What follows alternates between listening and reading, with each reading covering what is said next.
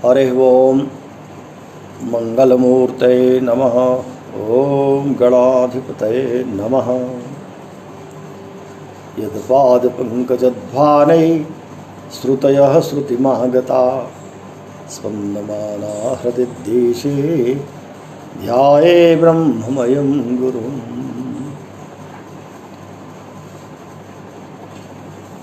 संस्कृतम भारतम के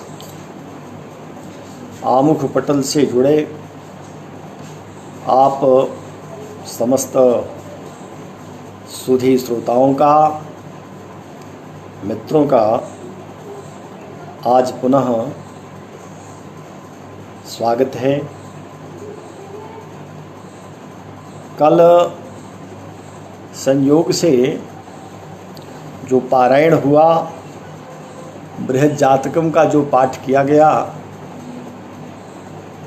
उसका या तो संस्कृतम भारतम में अपलोड नहीं हुआ, सुनने को पुनः प्राप्त नहीं हो सका, अपने इस फ़ोन से भी वो गायब हो गया। इसलिए ये नहीं जान सका कि कल क्या पढ़ाया गया।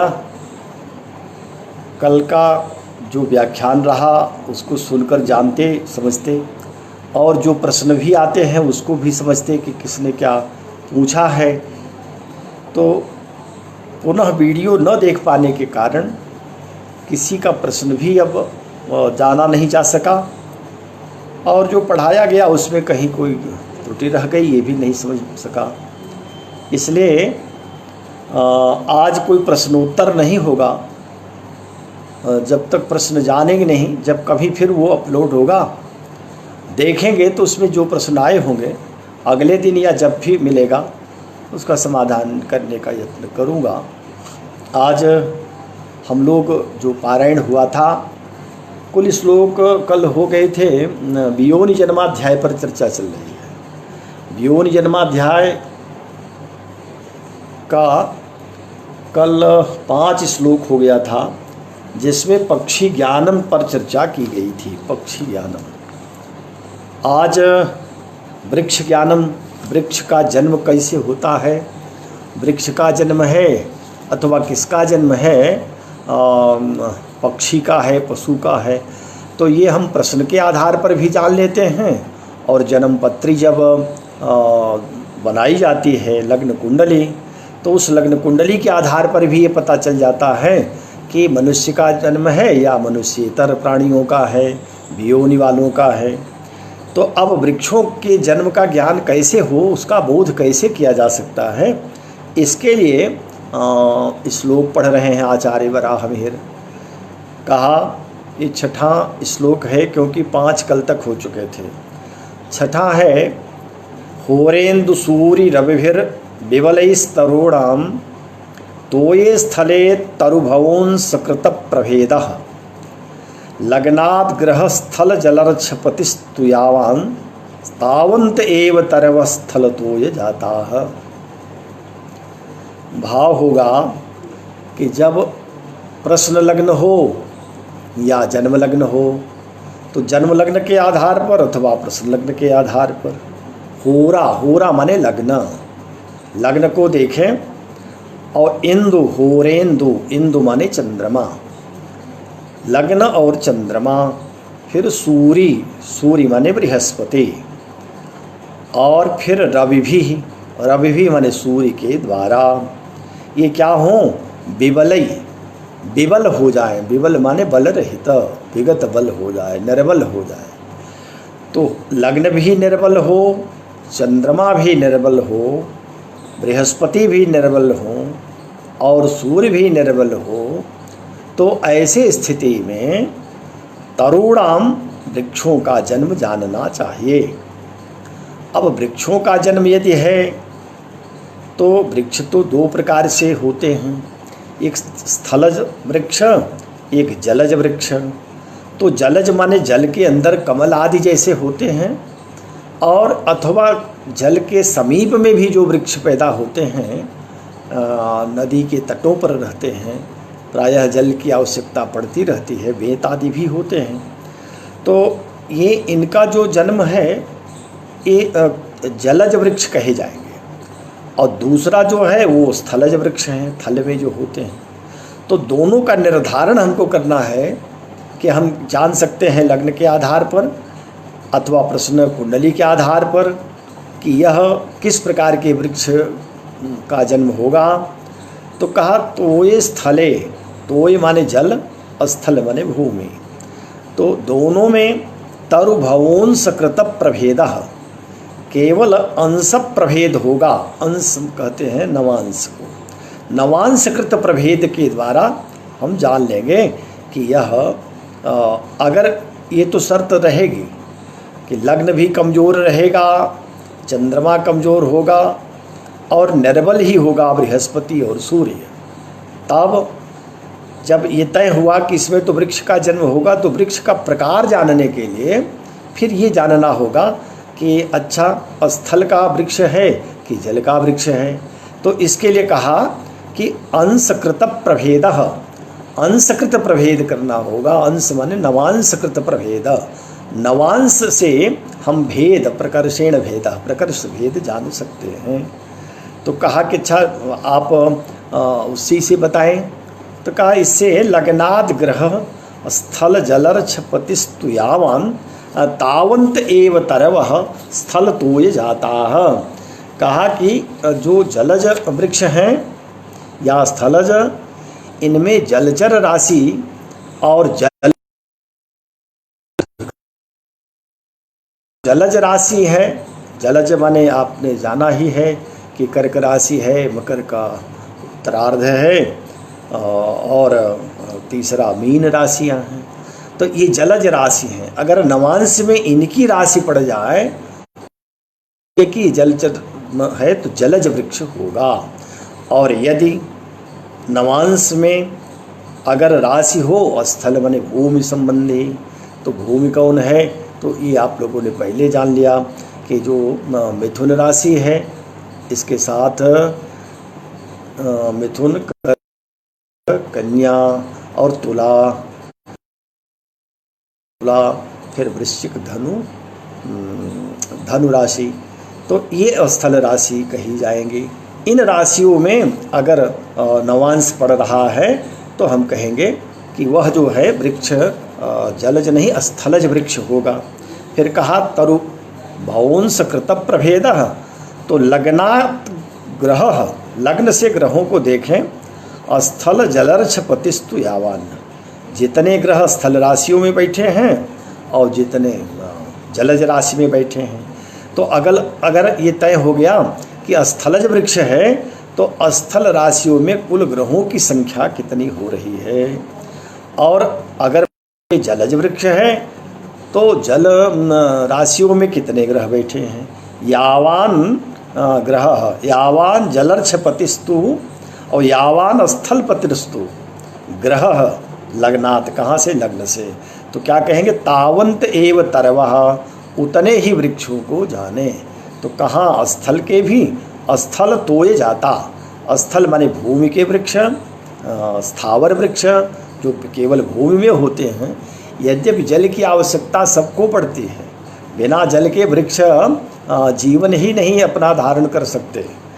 कुछ ही वृक्ष ऐसे होंगे जिन्हें बिना जल के माने पृथ्वी से ही उनकी पूर्ति होती रहती, पृथ्वी के जल से। लेकिन जल की आवश्यकता तो सभी वृक्षों को प्रायः होती है। लेकिन स्थल में विशुद्ध हैं वह, और जो जल में होने वाले या जल के समीप होने वाले, उनमें ये अंतर किया गया। तो कहा कि लग्नाद ग्रह स्थल जलर्क्षपतिस्तु यावान, लग्न से स्थल और जल, ऋक्ष माने राशि, राशियों में जितने भी यावान पति, जितने उस राशि का स्वामी अथवा अन्य ग्रह जितनी संख्या में बैठे हैं, तावंत एव तरवः, उतने ही वृक्ष जानिए। तो वृक्ष अगर वो स्थल के हैं तो स्थल वृक्ष जाने, स्थल राशि माने भूमि राशि के, और अगर वो जल के हैं तो कहेंगे। तो इस छठे में वृक्ष का जन्म हम जान गए। लग्न कुंडली से या प्रश्न कुंडली से ये तय हो जाएगा। क्या कैसे जाना? एक बात देखनी है कि जो लग्न है वो कमज़ोर हो जाए और चंद्रमा भी कमज़ोर हो, बृहस्पति और सूर्य भी कमज़ोर हों, तो निश्चित ही इसमें वृक्ष का जन्म हुआ समझना चाहिए। लेकिन अब बस भेद ये है कि चूँकि वृक्ष भी दो प्रकार के होते हैं, जलज और स्थलज, तो इनका भेद हम कैसे समझेंगे? तो इसके लिए कहा अंशकृत प्रभेद, नवांश के भेद से जानिए। कहा नवांश में भी ये देख लें कि अगर वहाँ राशि नवांश में पड़ी हुई है जल राशि, तब तो जलज वृक्ष हैं, जल के किनारे अथवा जल में होने वाले। और यदि स्थलज है माने भूमिज राशि पड़ी, भूमि की राशि, तो भूमि की भी तीन राशियाँ होंगी। देखें राशियों को हम लोगों ने क्रम से गिना था। अब सबसे पहले अग्नि राशि होती है, कौन? मेष राशि। अब मेष के बाद जो वृष राशि होगी, ये राशि अग्नि के बाद पृथ्वी, पृथ्वी के बाद वायु, तो वृष राशि पृथ्वी कर दिया, मिथुन राशि वायु कर दिया, कर्क राशि जल राशि हो गई। और फिर कर्क के बाद सिंह अग्नि राशि, कन्या पृथ्वी, और तुला हो गई, कौन राशि होगी? तुला हो जाएगी वायु राशि। और वृश्चिक फिर हो जाएगी जल राशि। फिर धनु अग्नि राशि, मकर पृथ्वी राशि, कुंभ फिर वायु राशि, और मीन जल राशि। तो इस प्रकार से तो भूमि राशियां हैं, उनको आप जाने कि ये नवांश अगर इनका पड़ रहा है तो भूमि में रहने वाले, स्थल में रहने वाले वृक्ष हैं। और यदि जल राशि आ रही है तो जल के किनारे अथवा जल में होने वाले वृक्ष हैं। कहा कि ये तो ठीक है, पर संख्या कितनी होगी? वृक्ष तो अधिक हो सकते हैं।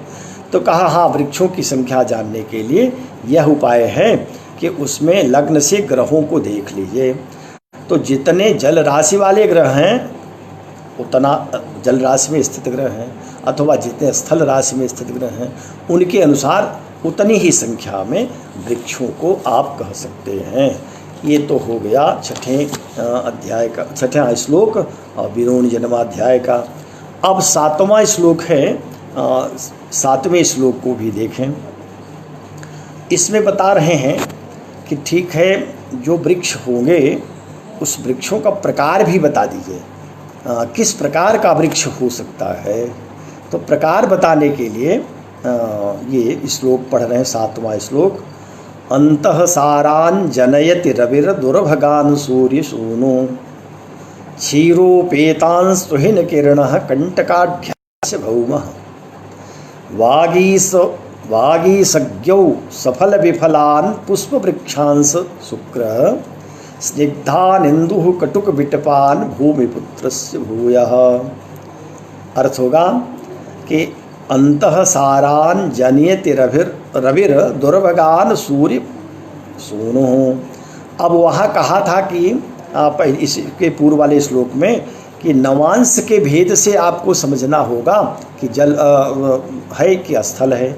तो नवांश को देखा तो उस नवांश का यदि स्वामी, उसका जो स्वामी होगा उस स्वामी के आधार पर वृक्षों का निर्णय कर लेंगे। अच्छा, अगर नवांश का स्वामी सूर्य हो जाए तो क्रमशः बता रहे हैं अंतः सारान जनयति रवि, रवि अंतः सारान जनयति, अंतः सार वृक्षों को जन्म देता है। माने अगर सूर्य है नवांश का स्वामी, पूर्व जो बताया गया उसके हिसाब से सूर्य बन रहा है नवांश का स्वामी, तब क्या करेगा? अंतः सार। अंतः माने जिसके अंदर, सार माने तत्व है। तत्व तो सब वृक्षों में रहेगा। अगर वृक्ष में तत्व न हो तो कैसे वृक्ष रहेगा? हाँ, वृक्ष में तत्व तो होते हैं। हर वृक्षों में उसके बीच का हृदय होता है, जिसको हम लोग हीर कहते हैं।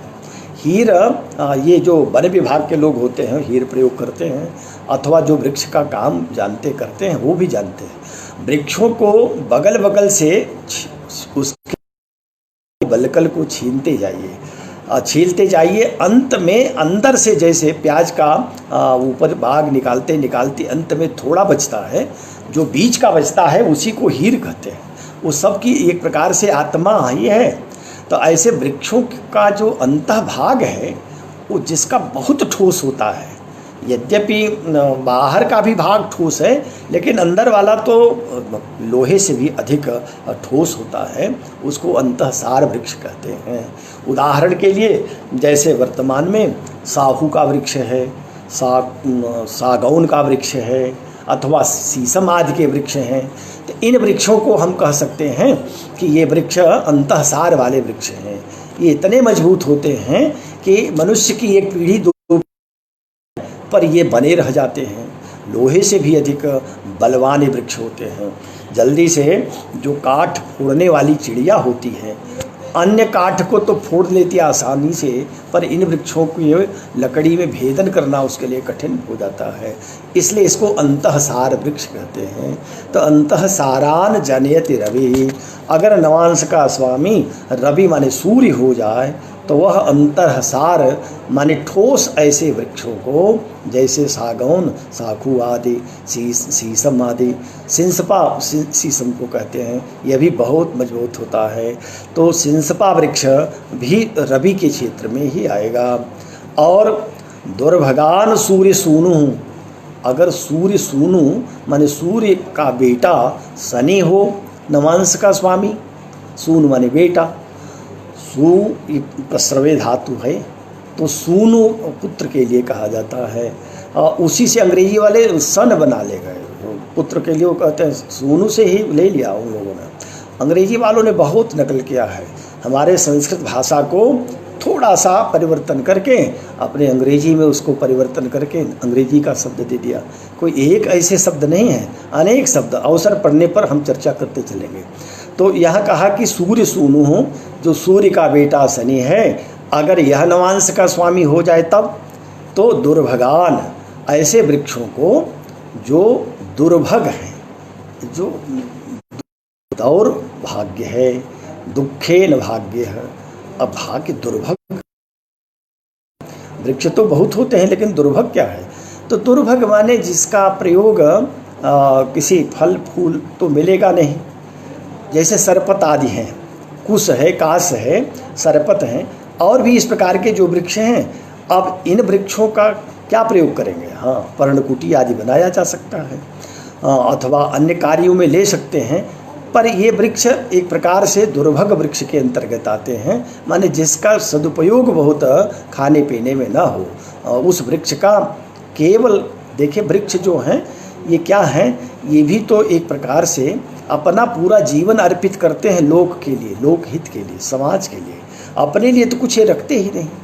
अब इन हरे भरे हैं तो पशुओं को तोड़कर खिला दीजिए, हरे, और जब सूख गए तो लकड़ी का प्रयोग करिए जलाने में।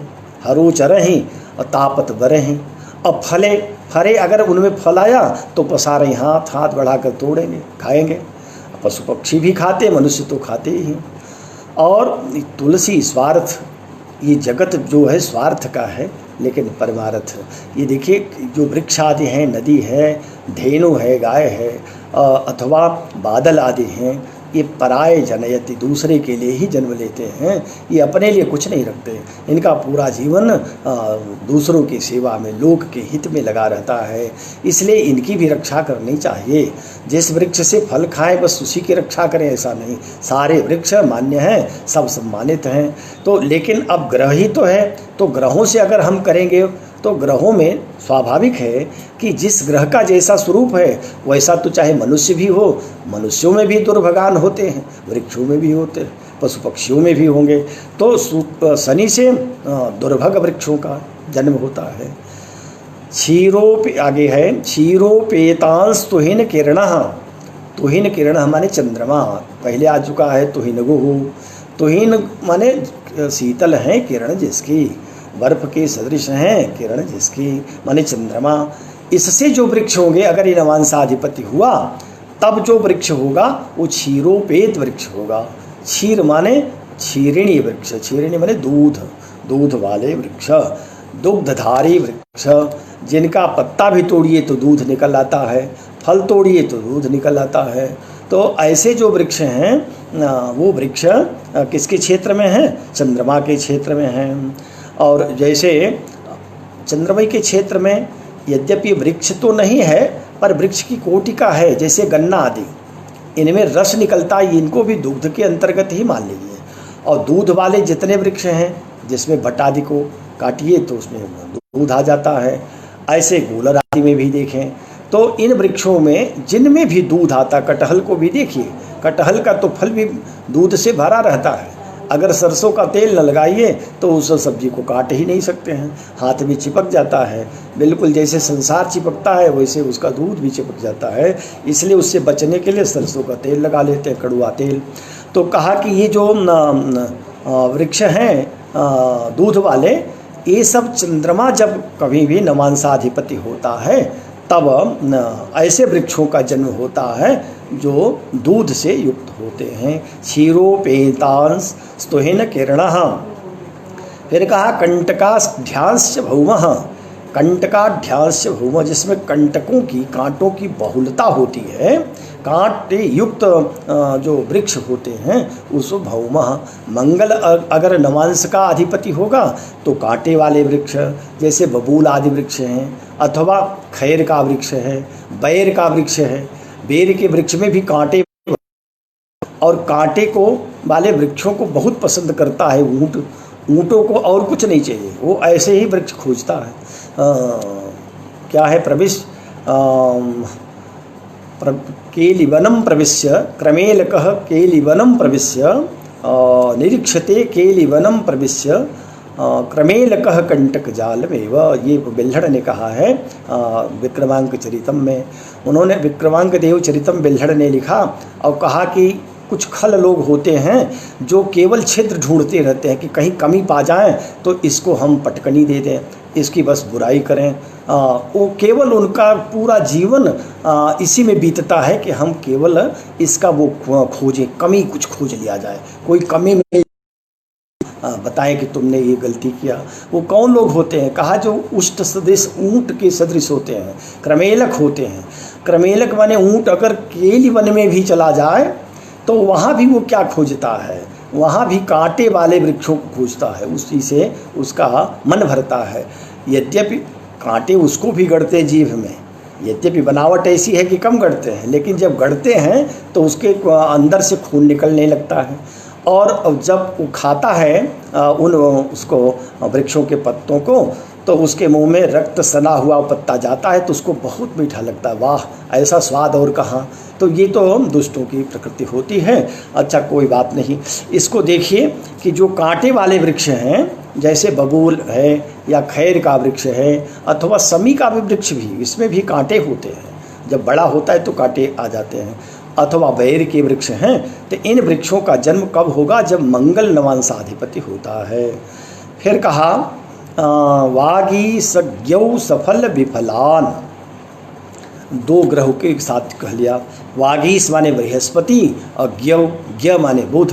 बृहस्पति अगर नवांश का अधिपति हो जाए तो ऐसा वृक्ष होता है जो सफल, सफल माने फल युक्त वृक्ष होते हैं। फलदार वृक्ष बृहस्पति से आते हैं। आम आदि के जो हैं, अनार है, सेब आदि हैं, ये सब बृहस्पति के कारण आते हैं। फिर कहा कि अगर ज्ञ बुध है तो कहा विफलान। विफल माने फल नहीं रहते, वृक्ष तो होगा, सुंदर होगा, महकता रहेगा, जैसे चंदन आदि के वृक्ष होते हैं। तो चंदन के वृक्षों में सुगंध तो बहुत है लेकिन विफल है। अब बुध भी विफल ही तो है, बुध में भी कौन फल आता है, इसीलिए तो नपुंसक संज्ञक रहा। इसलिए इससे जो वृक्ष होगा, नवांशाधिपति रहेगा, उससे फल नहीं आएगा। वृक्ष तो होगा, सुगंधित वृक्ष रहेगा, चंदन आदि की भांति होंगे। ये कौन है? तो बृहस्पति और बुध के कारण। कहा अच्छा अगर शुक्र हो जाए नवांशाधिपति तो कहा पुष्प वृक्षांश वृक्ष, जिसमें फूल अधिक आते हैं अथवा फल भी आएंगे पर पुष्पाधिक, जिसमें अधिक फूल होते हैं, ऐसे वृक्ष शुक्र के नवांशाधिपति होने से उसका जन्म कहना चाहिए। स्निग्धान इंदु कटुक विटपान। अब इंदु माने चंद्रमा, अगर चंद्रमा नवांश का अधिपति हो जाए तो स्निग्ध माने चिकने, जो चिकने वृक्ष आते हैं, चिकने वृक्ष होते हैं, जैसे देवदारू आदि का, देवदारू का वृक्ष है। और ये जो दिखाई पड़ते हैं प्रायः यूकेलिप्टस आदि, ये भी बड़े चिकने दिखाई पड़ते हैं। तो ये कहाँ से आते हैं? ये स्निग्धान इंदु, ये चंद्रमा के नवांशाधिपति होने से ऐसे वृक्षों का जन्म कर लेना चाहिए, जानना चाहिए। फिर कहा कि कटुक विटपान और भूमिपुत्रस्य भूयः, भूयः माने फिर, अगर भूमिपुत्र है, मंगल है, तो मंगल की कुछ और विशेषता है, ऐसे भी वृक्ष आ जाएंगे जो कटुए, ऐसे भी वृक्ष मंगल के उससे आते हैं। तो मंगल का एक बार तो कंटकाढ्यास कहा था, कांटे वाले आएंगे। हाँ, कांटे वाले तो होते हैं, लेकिन कड़ुए वृक्ष जो होते हैं, जिनके पत्ते भी अत्यधिक कटु होते हैं, वह वृक्ष भी एक प्रकार से मंगल के ही कारण होते हैं। तो मंगल नवांशाधिपति हो जाए, तो अगर मेष का स्वामी हो जाए, तब तो स्वाभाविक है कि वह उसको ले लीजिए कंटकाढ्याः। अगर वृश्चिक का स्वामी होकर आ रहा हो तो कह दीजिए कटुक विटपान, वो कड़ुए वृक्ष हुआ करते हैं। तो ये 7वां श्लोक हुआ। एक बार एक रीडिंग और कर लेते हैं। कहा कि अंतः सारान जनयति रविर दुर्भगान सूर्य सूनु। अगर नवांशाधिपति रवि हो तो अंतःसार वृक्षों का, माने जो ठोस वृक्ष होते हैं उनका जन्म कहना चाहिए। सूर्य सूनु, अगर शनि है नवांशाधिपति तो दुर्भगान, ऐसे वृक्षों को कहना चाहिए जो दुर्भग वृक्ष हैं। दुर्भग माने जो खरपतवार आदि होते हैं। और तो हिन किरणाः, चंद्रमा यदि है नवांशाधिपति तो क्षीरोपेत माने दुग्ध से युक्त दुग्धधारी वृक्षों को जानना चाहिए। कंटकाढ्यास्य भौमः, अगर मंगल है तो कहिए कंटकाढ्याः माने जिसमें कांटे आदि अधिक होते हैं। फिर वागीशज्ञौ सफल विफलान, वागीश माने बृहस्पति हैं तो फल वाले वृक्ष होंगे। और ज्ञः अगर बुध है तो विफलान, विफल माने जिस फल रहित वृक्षों का जन्म होगा। और शुक्र पुष्प वृक्षांश, फूल वाले वृक्षों की अधिकता शुक्र के कारण मानी जाएगी। और शुक्र अगर नवांशाधिपति होगा तब। और यदि स्निग्धान इंदु, इंदु माने यहाँ कह रहे हैं चंद्रमा। एक बार तो क्षीरोपेतांश तुहिन किरणः कह दिया है, तो स्निग्धान इंदु, फिर भी इंदु माने चंद्रमा को ही कह रहे हैं। तो चंद्रमा दो प्रकार से वृक्षों को, उसका यही जो क्षीर युक्त कहा गया है माने दूध वाले, और दूसरा ये भी कहा है कि जो स्निग्ध वृक्ष होते हैं। तो इसको कैसे समझेंगे कि किस रूप में, क्योंकि 2 बार मंगल को भी कहा और 2 बार चंद्रमा को भी कहा। तो जो 2 बार मंगल है वह तो समझ में आता है कि ये 2 राशियां हैं, इसलिए किसी राशि का अधिपति हो गया तब। और चंद्रमा तो एक ही राशि का होगा, वो तो कर्क राशि का ही स्वामी होता है। तो चंद्रमा में दोनों प्रकार की बात समझनी चाहिए कि वो दुग्ध वाले भी हो सकते हैं और स्निग्ध चिकने वाले भी वृक्ष चंद्रमा के ही क्षेत्र के होंगे। लेकिन फिर कहा भूयः, लेकिन पुनः अगर मंगल भी है तो कटुक विटपान भूमिपुत्रस्य, मंगल के द्वारा कटु वृक्षों को जान लेना चाहिए। ये यहाँ तक 7 श्लोक हो गए। अब 8वें श्लोक की ओर आइए। 8वां श्लोक इस अध्याय का अंतिम श्लोक है और इस अंतिम श्लोक को, इस वियोनि जन्माध्याय को पूरा करेंगे। वियोनि जन्माध्याय जैसा मैं शुरू से कहता रहा हूँ, इसकी आवश्यकता तो कोई बहुत भले आज न दिखाई दे रही हो, लेकिन वस्तुतः ये शास्त्र है, सार्वकालिक है, इसलिए जानना आवश्यक होता है। तो कहा कि अच्छा अब अगले श्लोक पर ध्यान दे दें। ये अंतिम श्लोक 8वां है। इसके अनुसार बता रहे हैं कि जो वृक्ष उत्पन्न हो रहे हैं वो वृक्ष कहाँ हो सकते हैं, कैसी भूमि में हो सकते हैं, इसको बताते हुए कहा कि शुभो अशुभर 6, शुभ अशुभ ऋक्ष माने राशि, शुभो शुभर्क्षे रुचिरम कुभूमिजम करोति वृक्षम विपरीत मन्यथा परांश के यावति विच्युतः स्वकात् भवन्ति तुल्यास्तरवः तथाभिधाः, उसी प्रकार से तरवः तुल्याः उस वृक्ष को कहेंगे। तो जिस प्रकार से, किस प्रकार से, शुभो अशुभर्क्षे, अब इसका अर्थ होता है हमको चलना वहीं से है, माने जो वृक्ष का जन्म जहाँ से जाना था वृक्ष का जन्म कहाँ से जाना था? पहले बता दिया था कि सूर्य, बृहस्पति, होरा और चंद्रमा ये निर्बल हो जाएं तब जानिएगा। लेकिन वहाँ कहा कि इसके भेद में नवांश का स्वामी प्रधान होगा। तो अब नवांश को ही लेना है, शुभो अशुभर्षे। अगर वही नवांश का स्वामी शुभे माने शुभ ग्रह हो तो, और कहाँ बैठा हो? अशुभर्षे, अशुभ राशि में स्थित हो। है तो शुभ ग्रह लेकिन बैठा है अशुभ ग्रह की राशि में, तो रुचिरम, वृक्ष तो सुंदर होगा। लेकिन पैदा कहाँ होगा? कुभूमिजम, कुभूमि में उत्पन्न होगा। माने ऐसी भूमि जो बिल्कुल उबड़ खाबड़ होगी, अच्छी नहीं होगी, जंगली भूमि जो होगी, पर्वतीय भूमि होगी, ककरीली पथरीली होगी, ऐसी भूमि में फिर उस वृक्ष का जन्म जानना चाहिए। कब?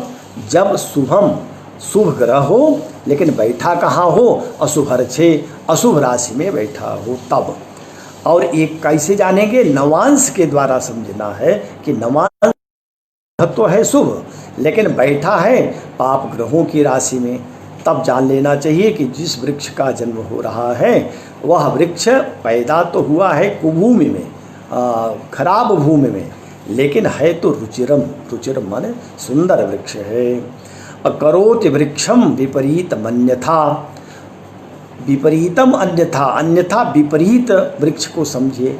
अब विपरीतता समझने के लिए ये समझना होगा कि जो शुभो कहा था, शुभो ग्रह, तो उसको कही अशुभ ग्रह, और कहाँ स्थित हो? शुभर्षे, शुभ राशि में हो। अशुभ ग्रह हो, पापक ग्रह हो और शुभ राशि में बैठ जाए तब कुभूमिजम की जगह सुभूमिजम कह दीजिए, माने सुंदर भूमि में। और कैसा होगा? रुचिरम, अरुचिरम हो जाएगा। रुचिर वृक्ष नहीं होगा, कड़ुआ वृक्ष होगा। रुचिर नहीं, अरुचिर हो जाएगा, माने जो अच्छा नहीं, मन को अच्छा रुचि माने जो अपनी इच्छा अनुसार अच्छा लगे उसको रुचिर कहते हैं। तो रुचिर तो नहीं होगा, अरुचिर होगा, लेकिन सुंदर भूमि में उत्पन्न होगा, ये बात तो तय ही है। तो विपरीत मन्यथा। अब इसी से एक बात और सिद्ध हो जाती है, वो ये सिद्ध होगी कि अच्छा अगर शुभ ग्रह और शुभ राशि में ही बैठा हो तब, तो कहा शुभ ग्रह अगर शुभ राशि में बैठा हो तो भूमि भी सुंदर होगी, वृक्ष भी सुंदर होगा, खाने वाला वृक्ष, फलदार वृक्ष होगा। कहा अगर अशुभ ग्रह हो और अशुभ ही राशि में बैठे हों, पापक ग्रह, पापक ग्रहों की राशि में यदि बैठे हों तब क्या स्थिति होगी? तो कहा कि तब जान लेना कि भूमि भी खराब होगी, अशुभ भूमि होगी। अशुभ न कहें, भूमि तो कोई अशुभ नहीं है, भूमि तो सब शुभ है। हाँ, अशुभ कब होती है? जीवित या मृत भूमि जानना और जानने के लिए विधान भी है। सस्तौषधि आदि बता दिया गया है। जब हम वास्तु की चर्चा करते हैं तो वास्तु में भूमि के प्रकार भी बता दिए गए। तो उस प्रकार से अगर देखें तो यद्यपि पृथ्वी तो पूरी पृथ्वी है, लेकिन जैसे शरीर का हर भाग बिल्कुल सब प्रशंसनीय, सब प्रशस्त ही नहीं है, कोई वरांग है तो कोई जो है अवरांग भी हैं। तो इसी प्रकार से भूमि का भी कुछ भाग कभी कभी कुभूमिज भी हो जाता है और सुभूमिज भी हो जाता है। तो कहा कि अगर शुभ ग्रह शुभ राशियों में बैठे हों तब तो स्वाभाविक है कि भूमि भी ठीक होगी, वृक्ष भी अनुकूल होगा। अगर मान लीजिए कि अशुभ ग्रह अशुभ राशियों में बैठे हों तब भूमि भी खराब होगी, वृक्ष भी रुचिर नहीं होगा, कुरुचिर होगा। और इसीलिए कहा कि करोत वृक्षम विपरीत अन्यथा, अन्यथा विपरीतम, अन्यथा विपरीत करता है। फिर कहा कि अच्छा परांश के याचति विच्युतः स्वकात, परांश के माने परांश का अर्थ होता है पहले कहा गया है उसी नवांश में, अगर परांश माने दूसरे के नवांश में चला गया हो, पापक ग्रह या शुभ ग्रह कोई भी हो, उस नवांश का स्वामी अपने नवांश को छोड़ करके पराये नवांश में स्थित हो जाए तब विच्युतः स्वकात भवन्ति तुल्या सर्वस्तथा विधाः। तो जितनी संख्या में जाकर वो बैठा होगा जिस राशि में, और उस राशि की जितनी संख्या पर स्थित होगा उतावत माने उतनी संख्या का तुल्यास्तरवः तथा विधाः, उतने ही प्रकार के तज्जातीय वृक्षों को जानना चाहिए। उसी प्रकार के वृक्ष उतनी संख्या में होंगे, ये जान लेना चाहिए। तो एक बार इसका पूरा अर्थ फिर से देख लें। शुभो शुभोर्छे, शुभ ग्रह अशुभ राशि में बैठा हो, निज में बुरी भूमि में, और रुचिर वृक्ष उत्पन्न होता है। विपरीत मन्यथा अन्यथा अगर अशुभ ग्रह शुभ ग्रह की राशि में बैठा हो तो वृक्ष तो नहीं होगा, अरुचिर होगा, लेकिन सुंदर भूमि में होगा। इसी को फिर अन्यथा विपरीत कर लीजिए। अगर शुभ ग्रह शुभ राशि में बैठा हो तो जमीन भी ठीक होगी और वृक्ष भी ठीक होगा। अगर पापक ग्रह की राशि में बैठा हो तो भूमि भी अच्छी नहीं होगी और वृक्ष भी अच्छा नहीं होगा। वही उस नवांश का स्वामी यदि अपने नवांश को छोड़ करके परांश में हो, दूसरे अंश में हो, तो जितनी संख्या पर होगा, जितनी दूरी उस राशि को जोड़ लें उतनी संख्या में तत्तुल्य उसी के समान तुल्यास तरवस तथा भिदाह, वृक्षों को उसी प्रकार से कहना चाहिए। अब इस प्रकार से इति बृहज्जात के वियोनि जन्माध्याय तृतीय, वियोनि जन्माध्याय तीसरा पूरा हो गया बृहद जातक का। तो वियोनि जन्माध्याय तो ठीक है, इसका चलिए बहुत हम लोगों को रुचि नहीं है कह सकते हैं, लेकिन चूँकि शास्त्र है, शास्त्र का ज्ञान होना आवश्यक है, इसलिए इसको जानना तो आवश्यक था। और चूँकि आचार्य ने कहा है ग्रंथ का अध्ययन करें तो आद्यंत पढ़ना चाहिए, उसी से आचार्य के भावों का पता चलता है, कवि के भावों का पता चलता है। तो आचार्य ने इस अध्याय को कहा तो हम लोगों ने यथासंभव जाना इस अध्याय को भी। अब अगला जो चौथा अध्याय है वह है निषेकाध्याय। निषेकाध्याय चतुर्थ, चौथा अध्याय है निषेक अध्याय।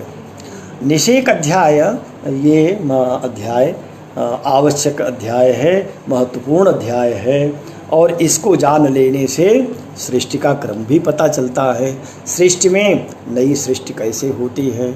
निषेक का अर्थ आचार्यों ने ये किया है कि स्थापना, स्थापित करना अथवा आधान करना। तो जो गर्भ आधान होता है उसके लिए निषेक कहा है। तो निषेक का काल कब जाना जाता है, वो ऋतु का समय कब होता है, किस स्थिति में पुत्र या कन्या का जन्म होता है और कितनी संतानें हो सकती हैं, कैसे गर्भ स्थापन हो, इत्यादि बातों को विस्तार से आचार्य ने 22 श्लोकों में इस निषेकाध्याय को कहा है। तो इस अध्याय को अभी आरंभ किया जा सकता है, आरंभ कर ही रहा हूँ क्योंकि अभी समय है। यद्यपि आज एक कार्यक्रम है मालवी मूल्य अनुशीलन केंद्र और राम मनोहर लोहिया अवध विश्वविद्यालय दोनों के संयुक्त तत्वावधान में एक अंतर्राष्ट्रीय वेबिनार है जो 4 बजे से ही स्टार्ट होगा। और उसमें मुझे चूँकि उपसमन्वयक हूँ इसलिए प्रारंभ में ही हमको बोलने का अवसर है, बीज स्थापन वहाँ भी हमको बीज भाषण करना होगा, इसलिए 5-7 मिनट पहले छोड़ूंगा। लेकिन आज इस निषेक अध्याय का जो चौथा अध्याय है पहला श्लोक पर हम लोग ध्यान दे लें। एक श्लोक तो निश्चित ही हो जाएगा, उसको सुन लें, फिर और कल से इसके बाद शुरू करेंगे। तो वो कह रहे हैं आचार्य, कुजेन्द्र हेतुम प्रतिमास मार्तवम गते तो पीडृष्ण दीदिथौ, गते कुजेन्दु हेतुम प्रतिमास मार्तवम गते तो पीडर्छ मनुष्ण दीधितौ, अतोन्यथास्थे स्वपुंग्रहेक्षिते नरेण संयोगमुपैति कामिनी, कामिनी नरेण संयोगम उपैति। कामिनी शब्द प्रयोग किया है, कामिनी स्त्री के लिए कहते हैं, कामदेव से संबंध रखने के कारण कामिनी शब्द कहा। रमणी भी कह सकते हैं, युवती भी कह सकते हैं, ढेर सारे शब्द हैं, लेकिन यहाँ कामिनी शब्द प्रयोग किया।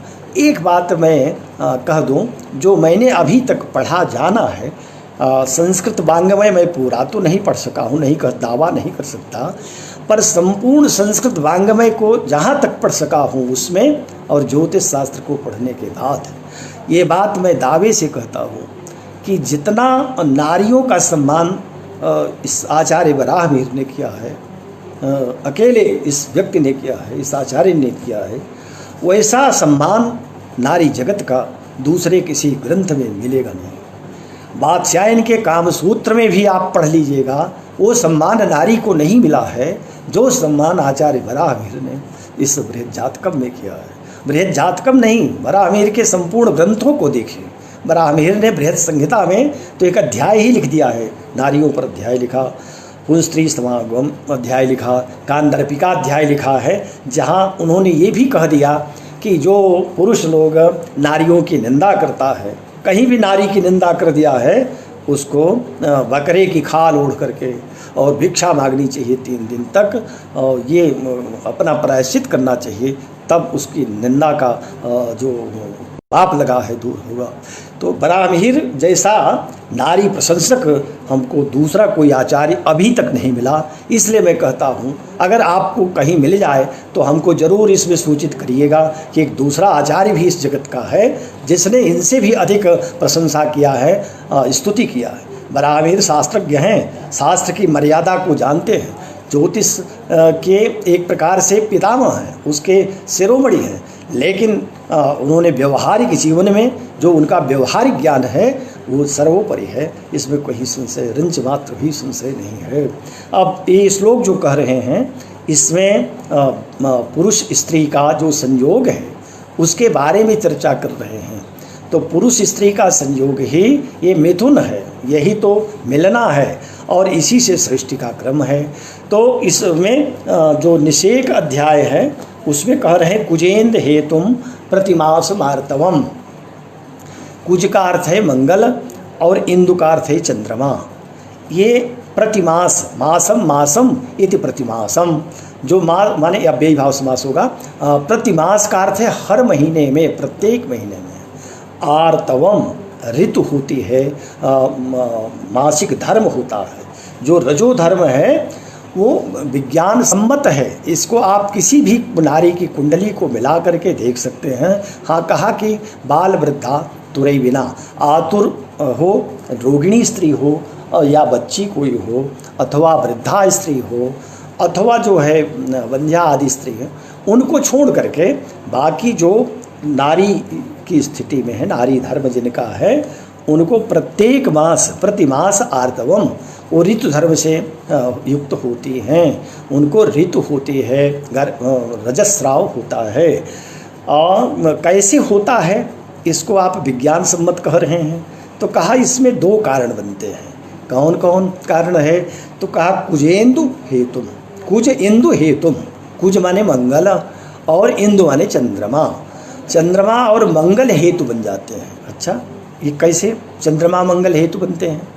देखिए, ये तो तय है कि चंद्रमा 2.25 दिन एक राशि में भ्रमण करके फिर उसके बाद दूसरी राशि में चला जाता है, और जिस राशि से आरंभ किया उसी राशि में फिर आने में 27 दिन लग जाते हैं।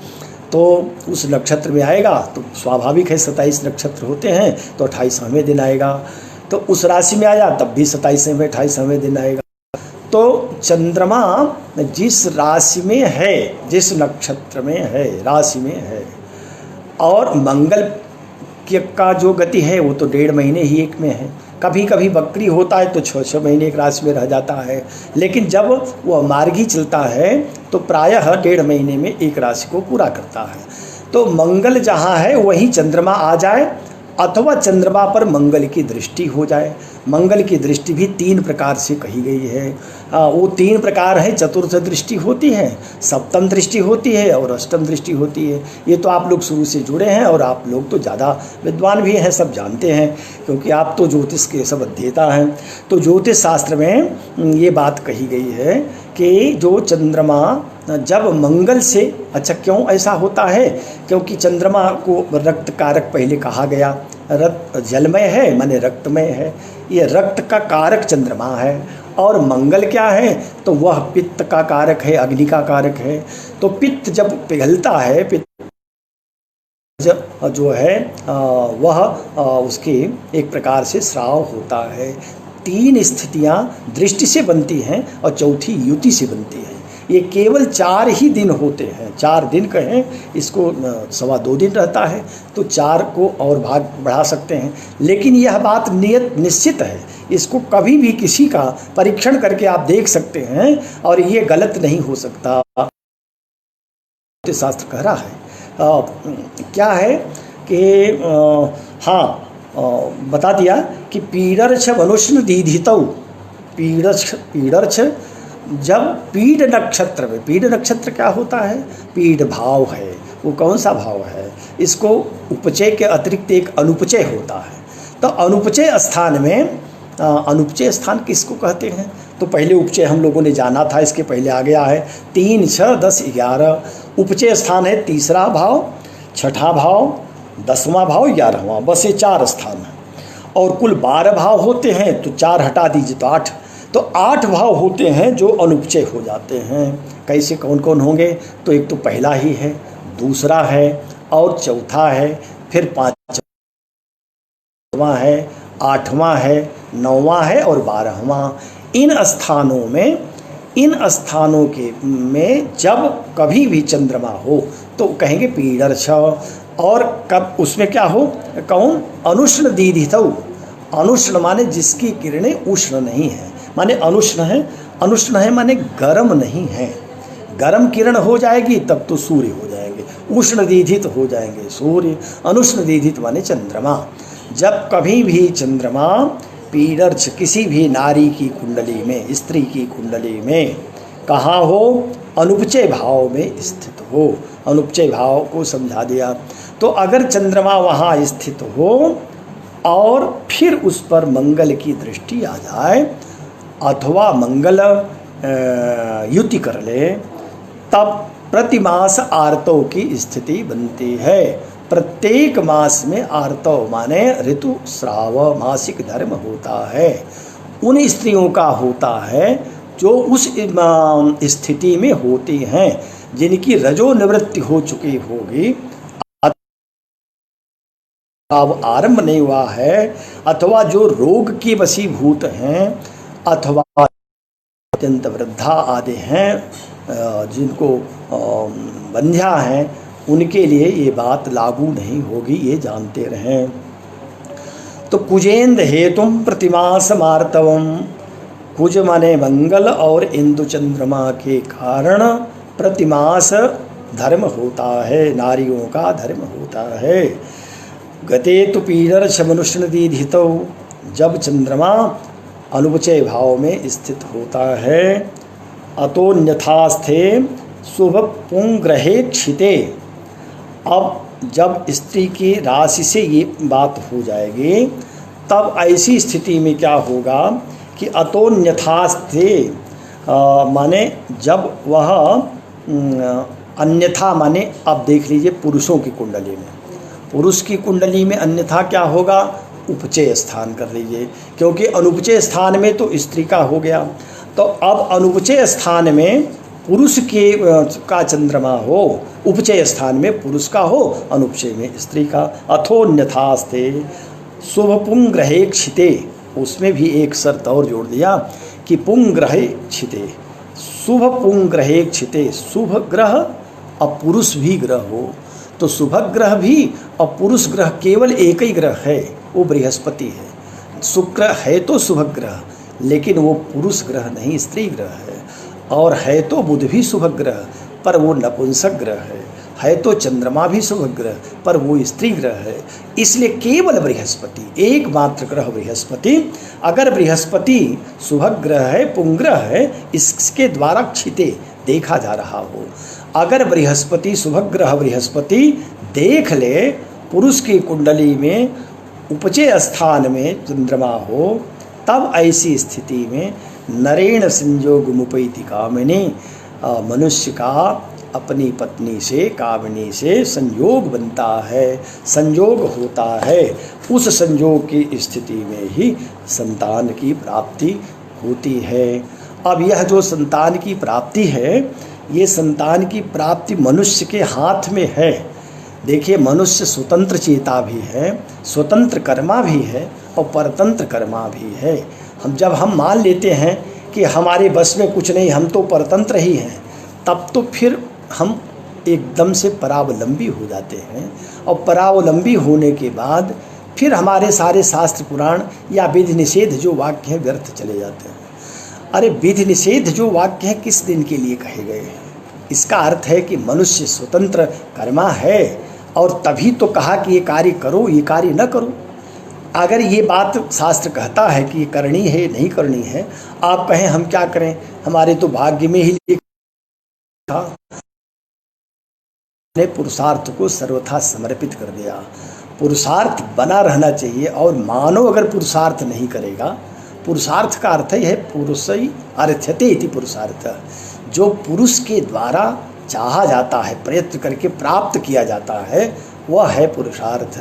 और पुरुषार्थ में ये भी जानते रहिए कि केवल अर्थ ही नहीं है, धन ही नहीं है, केवल इच्छा नहीं है कि हम किसी चीज़ की प्राप्ति करें। अर्थ तो ठीक है, अर्थ के साथ धर्म भी, और धर्म के बाद काम भी। एक बात यहाँ और कह दूँ, जो काम है और अर्थ है, इन दोनों के बीच में है धर्म। तो जो अर्थ हम प्राप्त करें, जो धन कमाएं परिश्रम करके, वह धर्मानुमोदित होना चाहिए। धर्माधारित अगर अर्थ है तो बहुत प्रशंसनीय अर्थ है। आप 1 रुपये कमाइए, उसमें से 1 रुपये ही आपके लिए पर्याप्त है। 2 कमाया और कुछ उसमें से दान भी कर दिया, तो इससे बड़ा, चाहे करोड़पति अरबपति लोग करोड़ों दान करते हो, कोई बात नहीं है। परिश्रम का 1 रुपये भी महत्वपूर्ण होता है। तो इसलिए धर्मानुमोदित अर्थ होना चाहिए, और वही काम भी धर्म से ही अनुमोदित होना चाहिए। धर्मानुमोदित जो काम होता है, असली पुरुषार्थ तो वही है। भगवान श्री कृष्ण ने गीता में कहा कि धर्मा विरुद्ध भूतेषु कामोस्मि भरतर्षभ, हे अर्जुन, हे पुरुष श्रेष्ठ, ये धर्मा विरुद्ध, धर्म से अविरुद्ध जो काम है वह तो मैं ही हूँ। इसलिए उस काम की भी आवश्यकता है, क्योंकि बिना काम के ये सृष्टि नहीं चल सकती, और ब्रह्मा को फिर बहुत कष्ट हो जाएगा। ब्रह्मा ने तो अपने उन पुत्रों को दंड भी दे दिया था, जिन्होंने सृष्टि बढ़ाना नहीं चाहा, प्रचेताओं को दक्ष ने श्राप दिया। तो इसलिए काम की आवश्यकता है, लेकिन बस ये याद रखना है कि काम कैसा होना चाहिए, धर्मानुमोदित काम हो। तीसरी बात, एक और जो बात कह दी गई, उसको भी जानना परम आवश्यक है। केवल काम के अर्थ में नहीं लेना चाहिए, ये योग की स्थिति है, क्योंकि सब पुरुषार्थों की एक वृत्ति होती है, वृत्तियाँ होती हैं। जो देखिए अर्थ है, उसकी वृत्ति है लोभ। अगर लोभ न हो तो कोई धन क्यों कमाना चाहेगा? विरक्त जो लोग हो जाते हैं उनको धन से क्या लेना देना। सन्यासी भी धन नहीं चाहता।